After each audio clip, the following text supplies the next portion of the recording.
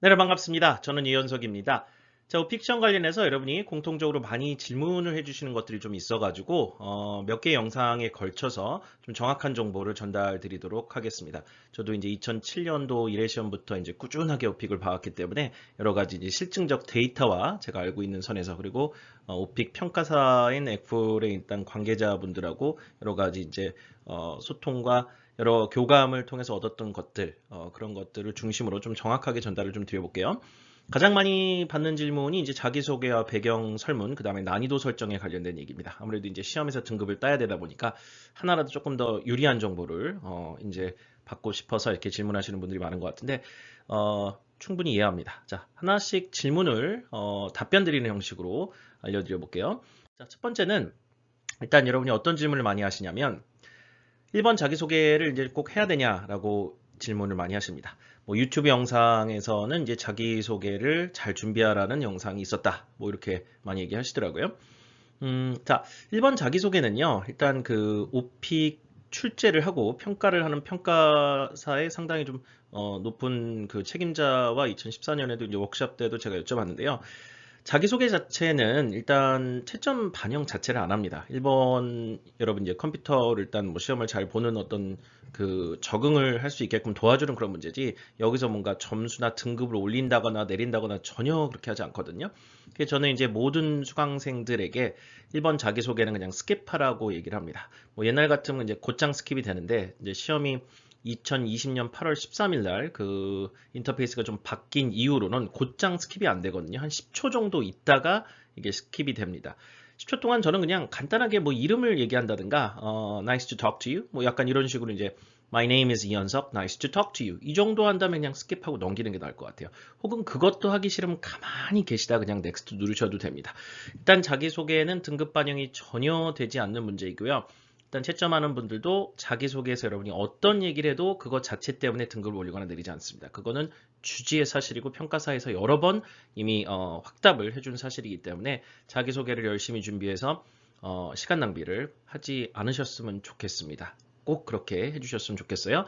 자, 그런 것이 전체적인 시험에 어떤 영향을 미치냐면 자기소개 스킵하거나 답변을 아예 거의 안 한 것은 등급에 영향을 미치지 않지만 전체 시험 시간에는 영향을 미칩니다.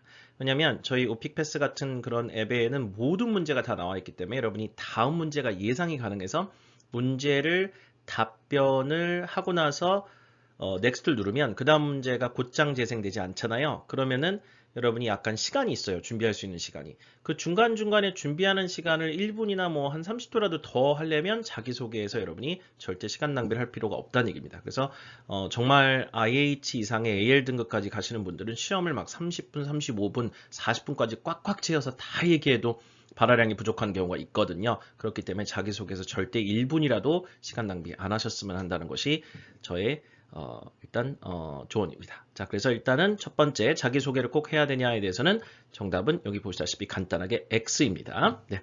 그 다음 질문 볼게요. 배경 설문을 꼭 족보대로 해야 되느냐? 자, 이 족보라는 말 참 시험 보시는 분들 입장에서 참 어, 와닿는 단어죠. 족보라고 하는 것은 뭐 사실 시험을 좀 더 편하게 보는 방법들이 있을 거 아니에요. 여러분이 배경 설문에서 원하는 걸 다 골라버리면은 각각 주제별로 나오는 질문들이 답변하기 힘든 것들이 상당히 좀 많습니다. 자, 실제 배경 설문을 보여드리면서 그 설명을 좀 드려볼게요. 배경 설문은 꼭 이렇게 골라달라라고 오픽패스에서도 제가 강력히 좀 부탁드리는 것은 14년 동안의 여러 데이터를 좀 모아보면 가장 오픽에서 문제나 개수, 즉 주제 개수가 적게 나오게끔 시험 세팅을 하는 방법이 좀 있어요. 예를 들어서 본인 신상 쪽에서 여러분이 회사라든가 아니면 학생 관련된 이런 것들을 만약에 고르시게 되면 그 관련된 질문들이 시험에 나올 가능성이 높아집니다.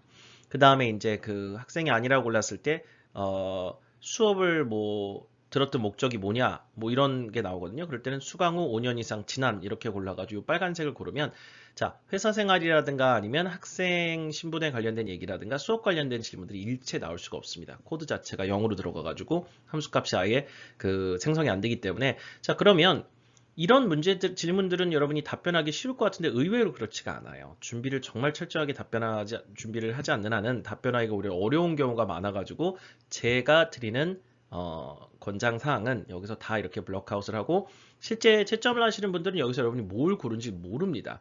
그냥 질문 내역을 보고 그거에 대한 답변을 듣고 채점을 하기 때문에 내가 회사 생활을 한다든가 아니면 학생 신분이라든가 여기 이제 가족과 함께 살고 있다라는 것도 고르면 가족 관련된 구체적인 질문들이 나오거든요. 그래서 그건 또 빼는 게 낫죠. 그래서 개인 주택이나 아파트에 홀로 거주를 고르는 게 가장 문제 개수나 주제 개수를 줄일 수 있는 방법입니다. 마찬가지로 회사 생활이라든가 학생 생활이라든가 가족에 대한 이야기를 그럼에도 불구하고 해도 상관없어요, 시험에서. 왜냐하면 여러분이 여기서 뭘 고르는지 모르거든요. 그거는 꼭 주제의 사실이니까 그렇게 고르고 시험 보실 것을 부탁을 드립니다. 그래야 주제의 범주를 좀 줄일 수가 있어요. 자, 1번, 2번, 3번 그 hin상 쪽에서 이렇게 고르는 게 가장 좋다는 게 하나의 족보라고 말씀드리는 거고요. 4번 항목이 이제 네 가지로 좀 나눠져 있습니다. 이렇게 뭐 줄로 이렇게 쭉 쳐가지고 좀 보여드리죠. 자, 화면에 이렇게 하나씩 나와요. 한 섹션씩 나오는데 그 총 12개, 요 4번에서 다 합해서 12개를 골라야 시험 진행이 됩니다. 이것도 최소값을 고르는 방법이 있어요. 일단 지난 14, 15년 동안 골라도 정말 한 번도 안 나온 주제들이 있습니다. 공연, 콘서트, 조깅, 걷기, 그 다음에 운동 전혀 하지 않음 이 5개는 고르고 계속 시험 봐도 문제가 안 나와요. 이게 뭐 1, 2년이면 모르겠는데 14년, 15년 동안 안 나온다는 얘기는 이게 왜 안 나오는지 모르겠습니다. 그래서 최소 개수가 12개를 고르고 시험을 봐야 되기 때문에 이 12개에서 이 5개를 고르고 나면 7개밖에 안 남습니다. 그래서 이 빨간 거를 골라서 주제 개수를 줄이라고 말씀을 드리는 겁니다. 이거는 정말 제 이름을 걸고 말씀을 드릴 테니까 골라도 절대 문제 생성이 안 됩니다. 이게 뭐 지난 14년간 2만 개 이상의 후기에서 안 나왔어요. 그럼 안 나온다는 얘기거든요, 지금. 자, 어쨌든 지금 지난주에도 저도 시험을 보고 뭐 매달 시험을 보고 있으니까 150회 넘게 저도 시험을 봤거든요. 근데 한 번도 이 문제를 본 적이 없어요. 그렇죠? 밖에 이제 수강생들 후기에도 한 번도 안 나왔고.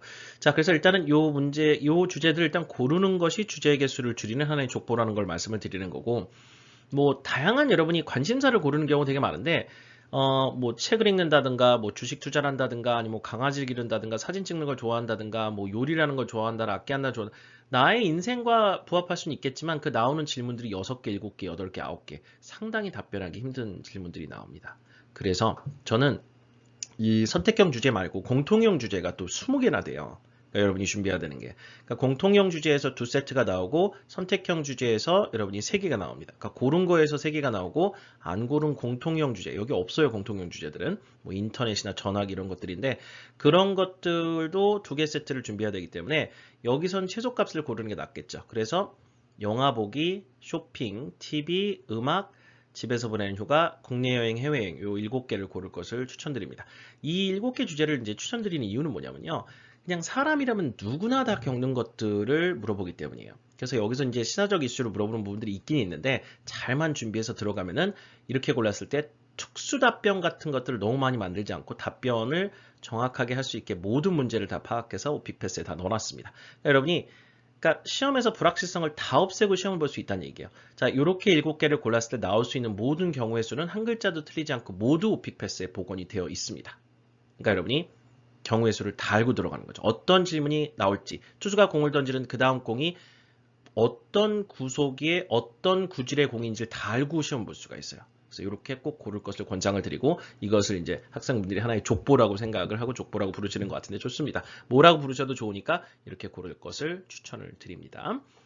자, 그 다음 질문은 이 난이도에 관련된 질문인데요. 어쨌든 결론을 다시 한번 말씀드리면 배경 설문은 꼭 족보대로 고를 것을 강력히 권장합니다. 자, 난이도 관련된 얘기 한번 볼게요. 난이도는 어떻게 선택해야 되나요? 유튜브가 6-6을 골라야 고득점에 유리하다고 주장을 합니다. 네.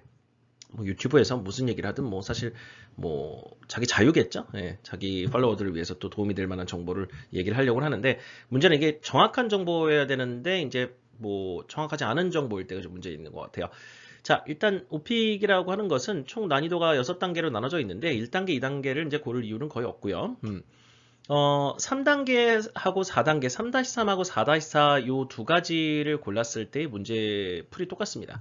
5-5도 그렇고 6-6도 그렇고 지난 2만 개 이상의 후기를 저희가 이제 15년 가까이 이제 분석을 해보니까 같아요. 그 문제 풀 자체가 똑같습니다. 전혀 다르지가 않아요. 유일한 차이가 뭐냐면 문제에 이제 인터미디엇 문제가 있고 어드밴스 문제가 있어요. 그러니까 이제 그 인터미디엇을 레벨을 검증하는 문제들이고 이건 어드밴스 레벨을 검증하는 문제들인데 이게 3이나 4를 골랐을 때는 인터미디어 문제가 9문제 나오고 어드밴스 문제가 5개가 나옵니다. 그 다음에 5나 6을 골랐을 때는 반대로 인터미디어 문제가 5개 나오고 어드밴스 문제가 9개가 나와요. 쉽게 말하면 뭐냐면 여러분이 더 상위 등급을 받을 수 있게끔 기회를 받는 그런 질문들이 5나 6을 고르면 많이 나온다는 얘기입니다. 그래서 3이나 4를 골랐을 때는 최고 등비 IH입니다. 절대로 AL이 안 나옵니다. 어떤 분들이 지금 3, 4 고르고 AL이 나온다고 말씀을 하시는데 저는 지난 15년 동안 150회 넘게 시험을 보면서 3이나 4를 고르고 시험 본 적도 한 30번 넘게 해서 단 한 번도 AL이 나온 적이 없어요. 5나 6을 골랐을 때 14, 15분의 사회적 이슈에 대해서 물어보는 문제가 나오고요. 3이나 4를 고르면 14, 15분에 아주 쉬운 문제가 나옵니다. 심지어 15분이 역으로 질문하기가 나와요.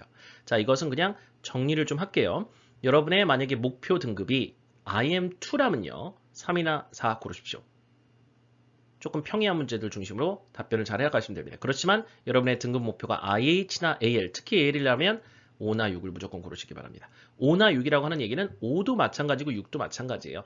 뭘 골라도 똑같습니다. 문제의 유형은. 이걸 그냥 구분을 해놓은 이유는 모르겠는데 자, 전체적인 시험 구성이라든가 시험 문제 배율이 똑같고요. 같은 풀에서 나오고 전혀 다르지 않습니다. 그래서 다시 한번 정리를 해드리자면 등급 목표가 뭐인지에 따라서 여러분 다르게 고르시면 되고요. 유튜버가 6-6을 골라야 L이 나온다고 하는 것은 그냥 본인이 이제 시험을 몇 번 보고 단편적인 데이터를 갖고 그냥 설명하는 거지 15년 가까이 쌓인 2만 개 이상의 후기라든가 몇천 명, 몇십만 명의 그 응시자들과 함께 쌓아온 그런 빅데이터를 기반으로 얘기를 하는 것은 정확히 아니라는 것을 다시 한번 말씀을 드립니다. 자, 이렇게 해서 어쨌든 난이도에 대한 이야기나 여러분의 어떤 궁금증이 좀 해결이 되셨길 바랍니다. 자, 일단 오픽 패스에선 많은 문제들이 일단 거의 다 들어가 있으니까요. 여러분이 실제 시험 보실 때 그 다음 문제가 좀 예상이 되는 그런 적극적인 공격을 공략 포인트를 잡을 수 있게끔 잘 구성이 되어 있으니까 활용 잘 하시고요. 자, 제가 뭐 항상 말씀을 드리지만 여러분의 알 권리를 보장을 하고 싶은 마음이 큽니다. 여러분 오픽 시험에서 좋은 등급 받으시고 꾸준하게 영어에 어떤 흥미도 갖고 공부를 해가실 수 있길 바랍니다. 여러분 화이팅입니다.